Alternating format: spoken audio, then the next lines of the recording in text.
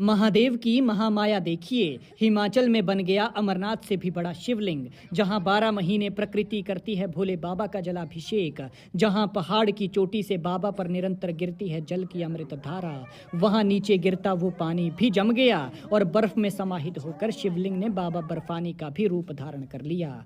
लिहाजा ये महादेव की माया नहीं तो भला और क्या है कि अमरनाथ के बाद हिमाचल में अमरनाथ जैसी बर्फीली पिंडी तैयार हो गई है। और ये माया है मनाली के अंजनी महादेव की, जहां वीर हनुमान की माता अंजनी ने पुत्र प्राप्ति के लिए भगवान शिव की आराधना की थी। ये मजेदार नजारा हिमाचल के अमरनाथ का है। देखिए, चारों तरफ बर्फ है और भोले का ये दरबार स्वर्ग सा सुंदर होकर बर्फ की सफेद चादर में लिपटकर शीशे में तब्दील हो गया है।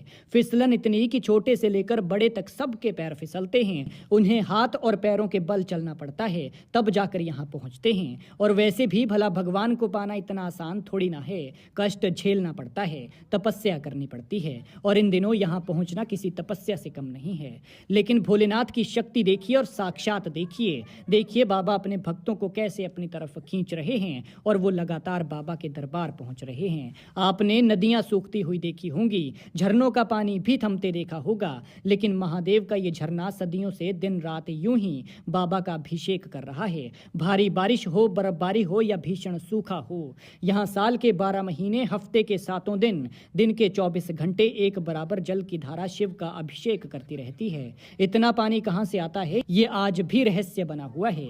ये शिवलिंग यहाँ कब से है कोई नहीं जानता, लेकिन ये सब जानते हैं कि इतने समय में हजारों आपदाएं आई, बाढ़ आई, जलजला हुआ, भूकंप हुए, सूखा हुआ, लेकिन मजाल है कोई महाकाल के स्वरूप को खरोंच भी पहुंचा पाए।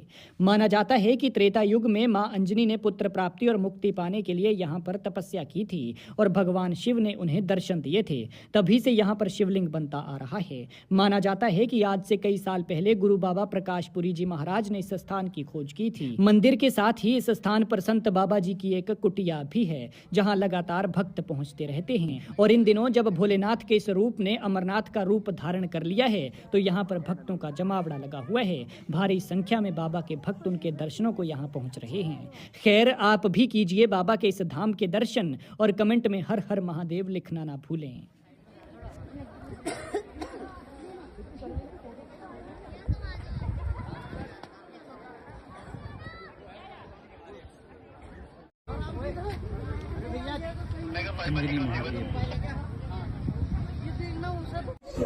जय नंदीगढ़। ओम नमः शिवाय।